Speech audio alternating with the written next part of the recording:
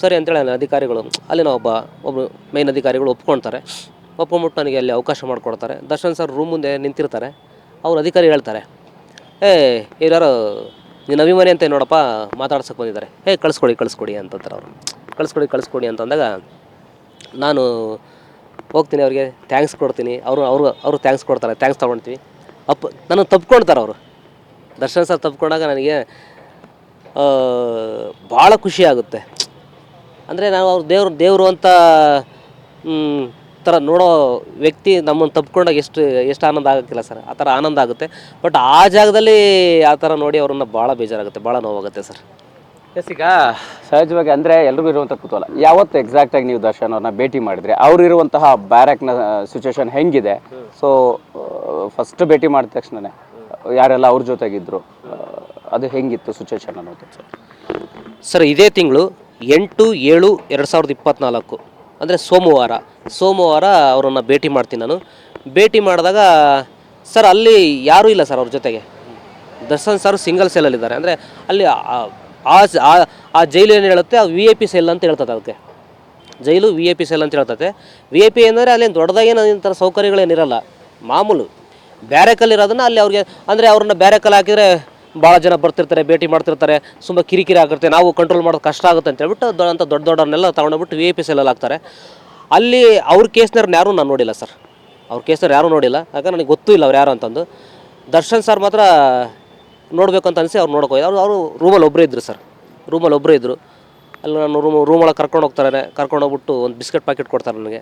Biscuit packet ತಿಂತೀನಿ. ಆಮೇಲೆ ನನಗೆ ಗೊತ್ತಿರೋದು ಧ್ಯಾನ ಪ್ರಚಾರ ಮಾಡೋದು, ಧ್ಯಾನ ಗೊತ್ತಿರೋದು ನನಗೆ. ಅಂದರೆ PSSM ಅಂತ ಒಂದು ನಮ್ಮ ಸಂಸ್ಥೆ, ಪಿರಮಿಡ್ ಧ್ಯಾನ, ಆನಾಪಾನಸತಿ ಧ್ಯಾನ, ಅದನ್ನು ನಾನು ದರ್ಶನ್ ಸರ್ಗೆ ಹೇಳ್ಬೇಕಂತ ಆಸೆ ಪಡ್ತೀನಿ ನಾನು. ಯಾಕಂದರೆ ಅಗತ್ಯ ತುಂಬ ಇದೆ ಅಲ್ಲಿ. ಪೀಸ್ ಆಫ್ ಮೈಂಡ್ ಬೇಕು ಅಂದರೆ ಧ್ಯಾನ ಮಾಡಬೇಕು ನಾವು. ಆ ಧ್ಯಾನನ ನನಗೆ ಪರಿಚಯ ಮಾಡಿಸಿದ್ದು ನನ್ನ ಗುರುಗಳು ಹನುಮಂತರಾವ್ ಸರ್ ಅಂತ, ಹನುಮಂತರಾವ್ ಪುರುಷೋತ್ತಮ ಸರ್, ರಮೇಶಣ್ಣ ಅಂತ. ಅಲ್ಲಿ ಬಳ್ಳಾರಿ ಜಿಲ್ಲೆಯಲ್ಲಿ ಪಿರಮಿಡ್ ಕಟ್ಟಿದ್ದಾರೆ. ಅದನ್ನು ಕಟ್ಟಿಸ್ಲಿಕ್ಕೆ ತುಂಬ ಸಹಕಾರ ಮಾಡಿದ್ದು ನಮ್ಮ ಡಾಕ್ಟರ್ ಪಿ ರಂಗನಾಥ್ ಸಾಬ್, ಮುಖ್ಯ ಅಧೀಕ್ಷಕರು ಡಾಕ್ಟರ್ ಪಿ ರಂಗನಾಥ್ ಸರ್ ಅವರು ನನ್ನ ದೇವರು ಸರ್. ಡಾಕ್ಟರ್ ಪಿ ರಂಗನಾಥ್ ಸಾಹೇಬರು ನನ್ನ ದೇವರವರು. ಅವರಿಂದನೇ ನಾನು ಇವತ್ತು ಒಬ್ಬ ಒಳ್ಳೆ ಮನುಷ್ಯ ಅಂತ ಬಂದೆ. ಎಕ್ಸಾಕ್ಟಾಗಿ ದರ್ಶನ್ ಅವ್ರನ್ನ ಭೇಟಿ ಮಾಡಿದಂಥ ಸಂದರ್ಭದಲ್ಲಿ ಎಷ್ಟು ಗಂಟೆಗಳ ಕಾಲ ಅವರು ಕಳೆದ್ರಿ? ಎಷ್ಟು ಸರ್ 10 ನಿಮಿಷ ಅವ್ರ ಹತ್ರ ಇರ್ತೀನಿ ಸರ್ ನಾನು. 10 ನಿಮಿಷ ಅಂದರೆ 10 ನಿಮಿಷ ಧ್ಯಾನ ಮಾಡಿಸ್ತೀನಿ ನಾನು ಅವ್ರಿಗೆ. 2 ನಿಮಿಷ ಅವ್ರ ಜೊತೆ ಮಾತಾಡ್ತೀನಿ ಅಷ್ಟೇ. 12 ನಿಮಿಷ ಅವ್ರ ಜೊತೆ ಇದ್ದೀನಿ ಸರ್ ಅಷ್ಟೇ. ಅದಕ್ಕೆ ಅವಕಾಶ ಸಿಗೋ ಸಾಧ್ಯತೆಗಳು ಇತ್ತಾ? ಯಾಕಂತಂದರೆ ಸುಲಭಕ್ಕಿರಲಿಲ್ಲ. ಅವ್ರನ್ನ ಭೇಟಿ ಮಾಡ್ತೀನಿ ಅಂದ ತಕ್ಷಣವೇ ಒಪ್ಕೊಂಡಿರೋಂತಹ ಸಿಚುವೇಶನ್ನು ಮೊದಲೇ ನೀವೆಲ್ಲ ಪ್ಲ್ಯಾನ್ ಮಾಡ್ಕೊಂಡಿದ್ದ ಅಥವಾ ಅವತ್ತೇ ಆಗಿದ್ದ ಹೆಂಗೆ ಅಂತ? ಸರ್ ಬಳ್ಳಾರಿ ಜೈಲಿಂದ ನಾನು ಬರಬೇಕಾದ್ರೆ ಬೆಂಗಳೂರು ಜೈಲಿಗೆ ಬರ್ತೀನಲ್ಲ ಸರ್, ಅವತ್ತು ನಾನು ಬಳ್ಳಾರಿ ಕಳಿಸ್ತಾರೆ ನಿಮ್ಮನ್ನು ಅಂತ ಅಂದ್ಕೊಂಡಾಗ ನಾನು ದರ್ಶನ್ ಸರ್ನ ಭೇಟಿ ಮಾಡ್ದಲೇ ರಿಲೀಸ್ ಆಗಬಾರ್ದು ಅಂತ ಅಂದ್ಕೊಳ್ತೀನಿ ನಾನು. ಅದು ನನ್ನ ಮೈಂಡಲ್ಲಿ ಫಿಕ್ಸ್ ಆಗಿತ್ತು ಸರ್, ದರ್ಶನ್ ಸರ್ನ ಭೇಟಿ ಮಾಡಲೇಬೇಕು ಅಂತಂದು. ಆವಾಗ ಅವಕಾಶ ಇಲ್ಲ ಸರ್, ಯಾರಿಗೂ ಇಲ್ಲ. ಅದು ತಪ್ಪು. ಅವಕಾಶ ಮಾತ್ರ ಯಾರಿಗೂ ಕೊಡಲ್ಲ ದರ್ಶನ್ ಸರ್ನ ಭೇಟಿ ಮಾಡಲಿಕ್ಕೆ. ಬಟ್ ನನ್ನ ಭಾಗ್ಯ, ನನ್ನ ಪುಣ್ಯ ಅಂದ್ಕೊಳ್ತೀನಿ. ಅಲ್ಲಿನ ಅಧಿಕಾರಿಗಳಿಗೆ ಒಂದು ಥ್ಯಾಂಕ್ಸು. ಅಲ್ಲಿನ ಒಬ್ಬ ಮುಖ್ಯ ಅಧಿಕಾರಿ ಒಬ್ಬರು ನನಗೆ ದರ್ಶನ್ ಸರ್ನ ಭೇಟಿ ಮಾಡಲಿಕ್ಕೆ ಅವಕಾಶ ಮಾಡಿಕೊಡ್ತಾರೆ, ಅವ್ರಿಗೊಂದು ಥ್ಯಾಂಕ್ಸು.